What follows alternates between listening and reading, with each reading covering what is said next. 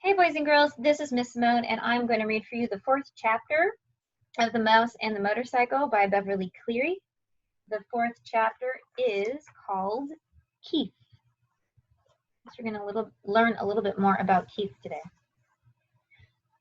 Ralph did not know how much time had passed before he was awakened by the lamp on the bedside table shining down on him. He squeezed himself into the tiniest possible ball, wrapped his tail around his body, and tried to make himself as thin as the apple core. So he must be hiding behind it. My motorcycle, shouted the boy. The very first thing. Somebody stole my motorcycle. Oh, thought Ralph. It won't be long now. Nobody stole your motorcycle, answered the boy's mother from room 216. It's around someplace. You just mislaid it. You can find it in the morning. You had better get ready for bed now. No, I didn't mislay it, insisted the boy. I put it right here on the table beside my sports car. You'll find it someplace, said his mother, not much interested. Boys were always losing things. Ralph cowered, means he was hiding. Aha, he was hiding behind the apple core. Keith opened the drawer of the bedside table and slammed it shut. He jerked back the bedspread, yanked the pillows off the bed, and threw them back. He got down on his hands and knees and looked under the bed and the table. Ralph wrapped his tail more tightly around his body. Here it comes, he thought. The boy's face appeared in the opening at the top of the wastebasket. Ralph's heart raced like a motor. Ha! Said the boy to himself. Here it is. I wonder how it got down there. His hand came down into the wastebasket to seize the motorcycle, that means pick it up, and lift it up. Still leaning over the wastebasket, he examined the bent handlebar and the chipped paint. That's funny, he remarked aloud. It must have rolled off, but I don't see how it could. The boy did the natural thing for a boy to do. He looked into the wastebasket again. Ralph closed both his eyes tight and waited. He wished he had not eaten so much of the apple core. If he had not been so greedy, the core would still have been thicker and he would have been thinner. Hey, whispered the boy, obviously very much surprised. How did you get in there? He was careful to keep his voice lower than the sound of the breezes in the pines outside the window. Ralph did not move. He was grateful to the boy for not touching the apple core, even though it really was no protection at all. Psst, whispered the boy. Are you asleep? Still, Ralph remained motionless except for the slight quiver of his whiskers, which he was unable to control. The boy was silent, but the mouse could feel the rhythmic drafts of his breathing. The boy must be thinking, but what was he thinking? That was what was worrying Ralph. No, said the boy to himself. No, it couldn't be. But what couldn't be? Wondered Ralph, who was beginning to feel cramped from crouching behind the apple core. Hey, wake up, whispered the boy. That was the last thing Ralph wanted to do. Come on, pleaded the boy. I won't hurt you. Ralph considered. After all, what did he have to lose? If he stayed in the wastebasket, he was almost certain to get dumped into the incinerator. He may as well come out from behind the core. If he did, he might find some opportunity to escape. Cautiously, carefully, he moved his head from his paws and opened one eye. The boy was smiling down at him. Encouraged, Ralph opened the other eye and lifted his head. That's the stuff, encouraged the boy. Well, come on. Tell me, did you or didn't you ride my motorcycle off the bedside table? This took Ralph by surprise. He had not expected the boy to guess what had happened. Well, yes, I guess you might say I did, confessed Ralph, rubbing his aching muscles.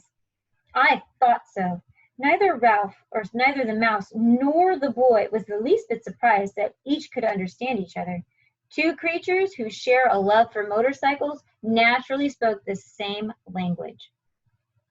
That must have been some accident. Did it hurt much? Oh, some, answered Ralph with a display of bravado. That means he was trying to make it sound that he wasn't really in as much pain as he actually was. Anyway, I didn't exactly ride it. I really coasted off. The telephone rang and it startled me. Now, how about getting me out of here? Just a minute, said the boy. How did you get in here in the first place? Okay, so what's about to happen? Ralph is about to be a little bit rude. Okay, we don't use this language. Fair enough. Okay. Climbed, stupid, on the telephone cord. Ralph instantly regretted his rudeness. He had better watch his tongue if he expected any help in escaping from the wastebasket. Okay, now I know. We don't say that word. It's not kind. It's not nice. But something tells me that Ralph perhaps is scared, which doesn't excuse his behavior, but you know, he knows he's being rude. He knows it. And so we're going to make sure that we're not as rude as Ralph is. Okay? All right. Oh, of course, said the boy apologetically. I should have thought of that myself. At that moment, there came a quick knock on the door of room 215 and the rattle of a key. Help! Cried Ralph. The maid, don't let her see me. Before the boy could do anything, the maid burst into the room. Oh, excuse me. She seemed surprised to see the boy kneeling by the wastebasket. I've come to turn down the bed. That means that she's moving the covers away from the pillowcase so that he can go to bed. That's all right, said the boy quickly. I can do it myself. Thanks anyway. Thank you, said the maid, and backing out of the room, Ralph knew that she was not anxious to waste time turning down a bed. As soon as she was finished with her duty, she was going into the parking lot to meet a busboy from college whose job was cleaning the tables in the dining room. Whew, that was close. The boy seemed every bit as relieved as Ralph. I'll say, agreed the mouse. Keith, called his mother from room 216, are you getting ready for bed? Sort of, answered Keith. You'd better come in our bathroom to take a bath, said his mother. Oh, gee, Mom, do I gotta? Asked Keith. Yes, you do, said his father. And don't forget to brush your teeth, said his mother. I won't, promised Keith. Then he whispered to Ralph, you just lie low. I'll hurry and take a bath and get into bed and turn off the light, and after my mom comes and kisses me goodnight, we can talk some more. Lie low indeed. Ralph was indignant.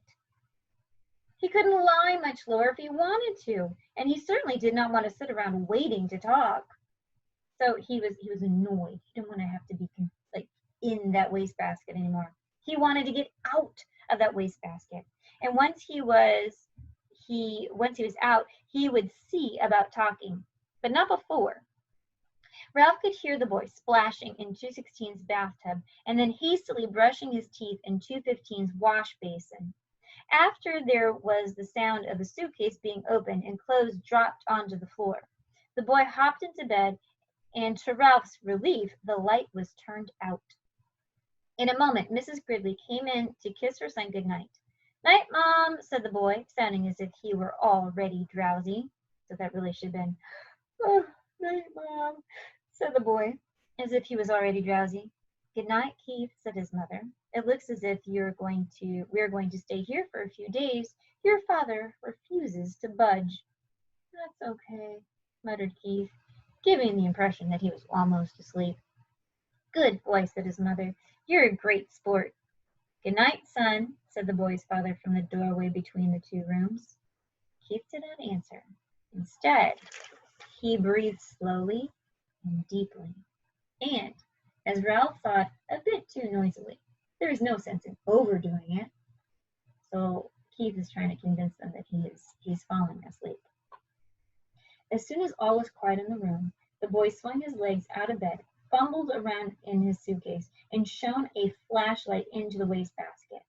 Almost blinded by the unexpected light, Ralph held his paw over his eyes. Hey, cut that out! He could not remember to be polite. Oh, sorry, said the boy, and he laid the flashlight on the bed where its beam could shone into the wastebasket rather than into it. So it was shining across the wastebasket. So there's sunlight, but not like a very powerful light. That's better, said Ralph. Now, how about getting me out of here? And as an afterthought, he added, please. The boy ignored the mouse's request. How would you like to ride my motorcycle? He asked. Ralph's heart skipped a beat, like a motorcycle missing on one cylinder. The mouse-sized motorcycle really would run after all, and there was one thing certain. Since the motorcycle really would run, the boy could not expect him to ride around the bottom of the wastebasket. Sure, Ralph tried to sound calm. The important thing was to get out of this prison. He braced himself, dreading the touch of the boy's hand on his fur. To Ralph's surprise, the boy did not reach in and grab him. Instead, he slowly and gently tipped the basket on its side, permitting Ralph to walk to freedom with pride and dignity. Thanks, said Ralph, genuinely grateful for the consideration. I believe you're okay. Sure, I'm okay, said the boy, setting his motorcycle down beside Ralph. Did you think I wasn't? Never can tell. Ralph put his paw on the handlebar of the motorcycle. It's a real beauty. Even with the bent handlebar, I'm sure sorry about that. Forget it, said the boy reassuringly. It won't hurt much. The motorcycle will still run. Ralph threw his leg over the motorcycle and settled himself comfortably in the seat. Perfect. Just perfect. The boy was obviously delighted that the motorcycle was just right for the mouse. Ralph could not have agreed more heartily. It was perfect, except for one thing. He did not know how to start it. Well, go on, said the boy. Ride it. Ralph was ashamed to confess his ignorance. I don't know how to start it, he admitted. It's the first motorcycle I've ever had a chance to ride. You have to make a noise, said the boy explained, matter-of-factly. These cars don't go unless you make a noise. The answer was so obvious that Ralph was disgusted with himself for not knowing without asking. He grasped the handlebars and, fearfully, lest his noise be too squeaky, managed to rrrr. Sure enough, the motorcycle moved. It really and truly moved across the threadbare carpet. Now, threadbare means that there's not a lot of fabric or thread still on their carpet.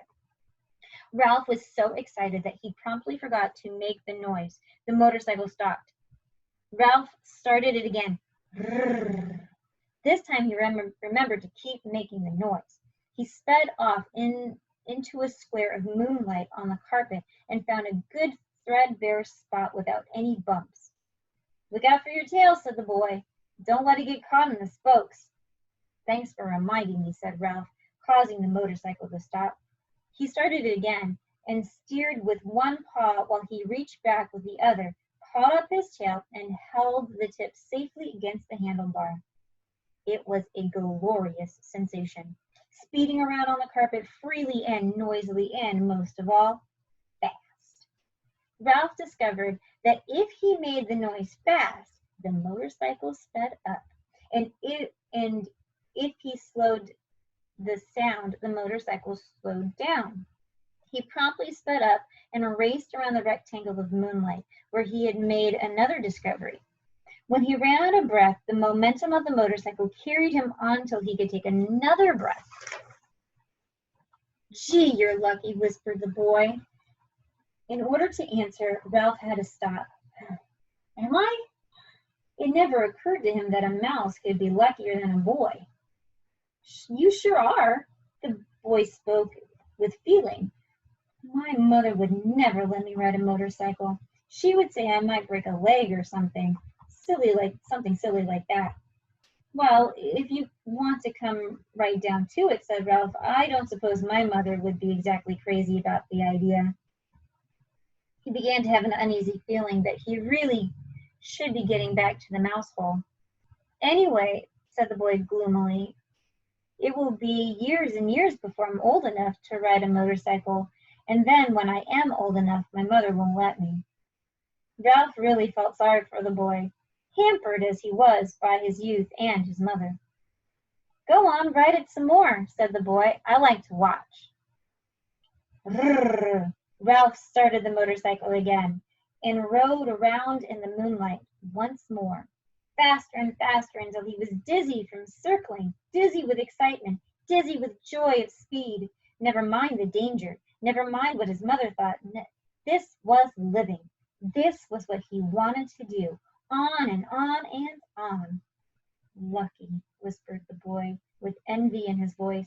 Ralph did not answer. He did not want to stop. So the next chapter is called Adventure in the Night, and we will read that tomorrow.